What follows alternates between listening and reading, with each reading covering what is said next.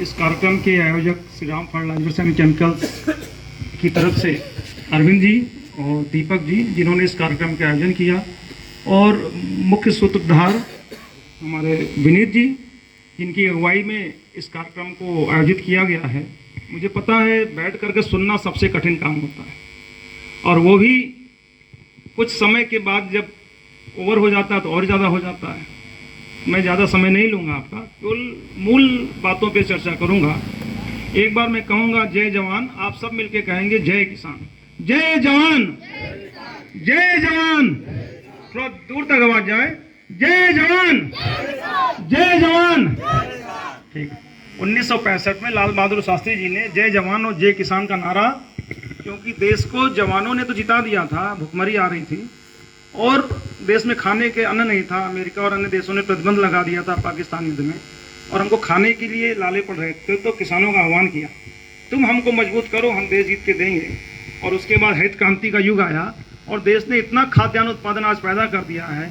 आज दुनिया के देश हमारी तरफ चील दृश्य से, जैसे चील ने झपट्टा मारने कुछ भी मिल जाए बस खाने को मिल जाए, जो है आज चावल से लेकर के गेहूं तक के निर्यात के लिए हमारे ऊपर निर्भर हैं।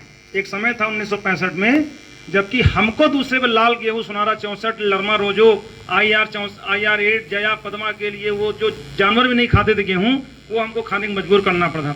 आज हमने किसानों के द्वारा विज्ञान की तकनीक से, किसानों के सहयोग से पूरी चक्र को बदल दिया।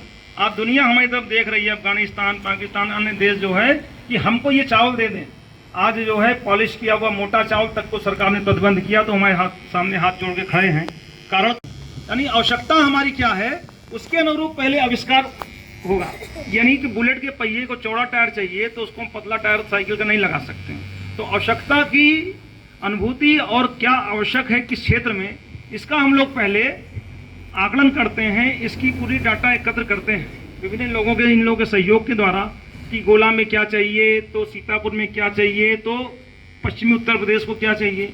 अब जहाँ घाघरा का किनारा है वहाँ पे पानी ही भरा रहता है, तो उनको 150 दिन का चाहिए। मैं धान में काम करता हूँ, इसलिए धान के बारे में आपके क्षेत्र में आया हूँ, बात उसी की बात करेंगे। कहीं कहीं जो है एक ही जिले के अंदर, एक ही गांव के अंदर दो तरह की वैरायटी की जरूरत पड़ जाती है। कोई कहता है भैया हमको तो केवल आलू लगाना, हमको जल्दी चाहिए। कोई कहता है हमको वो जड़हन चाहिए, 150 दिन वाला ध्यान चाहिए। कोई कहता है हमको महीन चाहिए, तो कोई कहता है बासमती चाहिए। लेकिन उसमें से अधिकतर किसान जिस तरह के प्रोडक्ट की डिमांड करते हैं, फिर हम लोग उसी तरह के प्रोडक्ट के बारे में जानने की कोशिश करते हैं। अधिकतर लोग जो उसको खाते, से घर में जो है 10 लोग हों, 6 लोगों की जो डिमांड होती खाना वही बनता है। तो ऐसे हम लोग भी देखते हैं क्षेत्र में ज़्यादा डिमांड इसकी है, इसलिए उसी तरह का प्रोडक्ट यहाँ पर वो लाया जाए। और उत्पादन बढ़ते बढ़ते एक प्लेटो आ गया, यानी कितना भी अब आप कर दीजिए, एक प्लेटो आ गया है कि खाद्यान्न उत्पादन में पर एकड़ जो उत्पादन है, अच्छे से अच्छा कर लीजिए 32 कुंटल 30 कुंटल एकड़ पे आकर के एक अटक गया है। तो किसान को समर्थन मूल्य देने की सरकार की भी एक सीमा है। हर साल हम सोचते हैं कि उसमें बढ़ती जाए समर्थन मूल्य, 500 रुपये हर साल बढ़ता जाए। जो है सरकार के ऊपर भी बर्डन है कि उसकी सब्सिडी देनी पड़ेगी और नीचे भी महंगाई को रोकना है। तो उसमें दो ही चीज़ें हैं, समर्थन मूल्य बढ़ने के साथ साथ हम अपनी लागत मूल्य को भी वो कम कर ले जाए, जो हम इनपुट डालते हैं। तो जैसे हम लोग गोला क्षेत्र में बैठे हैं, यहाँ की आवश्यकता की जो जानकारी हुई, तो सबसे पहले जानकारी हुई कि यहाँ पर अर्ली अक्टूबर के फर्स्ट वीक में या अक्टूबर में गन्ना लगता है। यानी वो वैरायटियाँ अक्टूबर में गन्ना लगने से पहले खेत खाली होके, खेत तैयार होने भर का उसको समय भी वो मिल जाए। दूसरा, जल्दीबाजी के चक्कर में पैदावार से कोई समझौता नहीं करना। विनीत जी ने कहा ऐसा नहीं होगा, सामने लोग दौड़ा लेंगे आपको जो अगर पैदावार नहीं मिली तो। हमने कहा ठीक है भाई, आप हमको बचा लेना जो है। तो जल्दी भी पैदा हो और पैदावार भी अच्छी हो, उस लेवल की कि किसान का पूरे, अभी बताया भाई साहब ने ये उन्होंने, कि पूरे साल भर की आपकी आजीविका का साधन भी यही है। और जब खेत में कोई समस्या आती है, भले किसी वजह से, लेकिन किसान सबसे पहले कहता भैया आपका BM सारा दोस्त था। कुछ भी समस्या आती है, सारी समस्याओं की जड़ में कहा जाता है उसमें आता है। भले वो दवाई वो डुप्लीकेट आ गई हो या किसी अन्य वजह से आ गया हो या खाद कम पड़ी हो, लेकिन समस्याओं की जड़ में बीज आ जाता है। तो बीज के चयन के बारे में बता ही दिया। दूसरी जो इन्होंने बताई थी कि यहाँ पर जो बेचना, अधिकतर किसान बेचते हैं सरकारी खरीद में, तो मोटा धान ही होना जरूरी है। धान में भी कई आते हैं, महीन भी आता है, खाने वाला भी आता है। तो 120-25 दिन के अंदर पैदा तैयार हो जाए, अधिक पैदावार वाला हो, और दूसरा वो मोटा धान हो। ताकि वो बेचने में कोई समस्या ना हो, कोई उसमें वो कोई कटौती ना हो पाए। ये 3 चीज़ें हर कोई देखता है कि एवरेज कितना है। कोई बाइक खरीदने जाता है तो पूछता भैया कितना एवरेज देगी, 100 120, भले 120 में ना वो चलाए लेकिन कहता भैया हमारी तो 100 का एवरेज दे रही है। ठीक है, हम लोग भी मान लीजिए ट्यूबवेल है, ट्रैक्टर है लेते हैं तो उसका एवरेज एक निकालने की कोशिश करते हैं।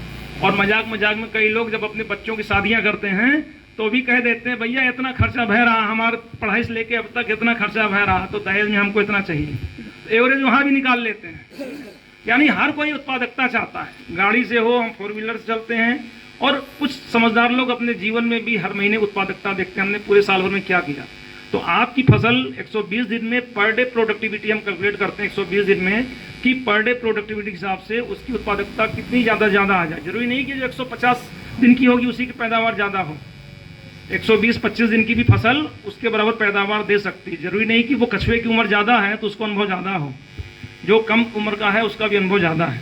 दूसरी चीज़, कई बार हम कहते हैं उसमें कल्ले बहुत ज़्यादा हैं, कल्ले बहुत ज़्यादा हैं, मान लो 20 हैं, लेकिन बाली केवल जो है वो 15 ही कल्लों में आ रही है, तो 5 कल्ले तो आपके बेकार चले गए। जो आपने खाद पानी डाला, 5 कल्ले या 6 कल्ले जो किनारे के रहे छोटे वाले, उसमें बाली नहीं आई तो खाद पानी तो लिया लेकिन उससे कोई पैदावार नहीं आई। तो 4400, 4466 दो जो वैरायटियाँ हैं 125 दिन के अंदर पैदा हो जाएंगी। पैदावार आपकी अपेक्षा से कहीं अधिक आएगी और मोटा दाना है। इसके हर कल्ले में आपको बाली मिलेगी। पहली चीज़ ये नहीं कि हाइब्रिड की तरह से 4-5 बल्ली आपकी कल्ले उसके आपको वो पुछल्ले जो निकलते हैं वो खाली रह गए। दूसरी चीज़ कई बार देखते हैं कि हम धान में नीचे के दाने नहीं वो भरते हैं। ये दोनों वैरायटियाँ ऐसी हैं, आपको 100% आपको दाने जो है कोई कीट का अटैक ना आया हो, गंदी वगैरह का, तो नीचे तक आप देखेंगे पूरी बाली के आखिरी दाने को आप छू के देखेंगे पूरा दूध से भरा हुआ है। यानी 70% जितनी आपने लागत लगाई है वो पूरा का पूरा ये पूरा कन्वर्ट करके आपको पूरा अंदर तक वो देने वाला है। ठीक है, तो ये सारी चीज़ें थी जिसके आधार पर। दूसरा, मिलिंग रिकवरी, धान बेच दिया या अपना आपने वो दराने के लिए गए, पता चला 40% रिकवरी आ रही है, ड्रेस रिकवरी, चावल टूटा हुआ निकल रहा है, ये भी समस्या नहीं है। 55 से 60% तक इसमें चावल की रिकवरी भी है, तो वो मिलर को भी कोई समस्या नहीं होती है कि उसको लेवी में या किसी प्रकार की समस्या है। तो ये सारे इसके जो फायदे हैं, ये आपकी उत्पादकता को बढ़ाएगा। आपके घर में इससे जो बेचने के बाद कैश आएगा, कैश से जो आपके घर में खुशी आएगी, उस खुशी से जो बच्चों के चेहरे पे खुशी आएगी, उस खुशी से जो आपकी पत्नी के चेहरे पे आएगी खुशी, जो पैसे से पूरा परिवार, नातेदार, रिश्तेदार में उसकी चर्चा होती कि इनके यहाँ इतने कुंटल हुआ। और वही प्रॉस्पेरिटी हर कोई चाहता है कि भाई हमारे घर में अधिक से अधिक पैदा हो, अधिक से। सब लोग तो पैसे के लिए काम कर रहे हैं ना। मैं तो कई बार लोगों से कहता हूँ कि सारा देश प्रेम का ठेका किसान ने ले रखा है। कई बार हम वो कह देते मजाक में बहुत ज़्यादा है तो आप क्यों नहीं वो कर लेते हो।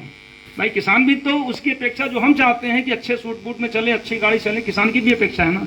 तो जब ज़्यादा पैदावार होगा, उसकी खेत से माल आएगा, वो माल की 1 रुपया कोई कटौती नहीं करेगा, टंके की चोट पर उसको बेच लेगा, चावल अच्छा होगा, वो भी सीना तान के खड़ा हो जाएगा और फिर पूछेगा भैया आजकल उनके पड़ोसी जैसे कई बार पीछे से जानकारी करते हैं, तो नहीं पता करो कहाँ से आवत माल जो है, तो पता करें कहाँ से आ रहा माल, श्री राम से आ रहा माल। कहाँ से आ रहा है?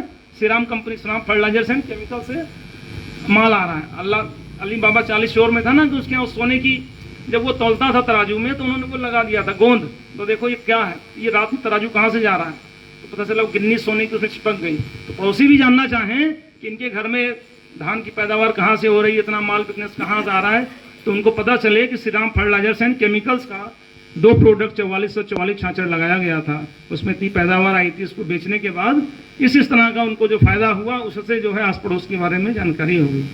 जब आप हमारे उत्पाद खरीदते हैं तो हमको खुशी होती, क्योंकि हम आप पर निर्भर हैं, हम नहीं आए, हम लोग आप पर निर्भर। आप हमारी फसल के बीज खरीदते हैं, बीज से अर्निंग होती है, कंपनी उससे अन्य चीज़ें इस्टेब्लिश करती है और उसका मुनाफा कहीं ना कहीं अन्य एम्प्लॉइज़ को मिलता है और आप लोग तो उससे वो फ़ायदा होता ही है। तो इसलिए हम लोग आगे से इन प्रोडक्ट्स को भी चलेंगे, वहाँ खेत पर देखेंगे और देखने के बाद स्वयं से स्वयं निर्णय लेना है, इंट्रोस्पेक्शन, आत्मनिरीक्षण करना है कि कैसा है प्रोडक्ट है।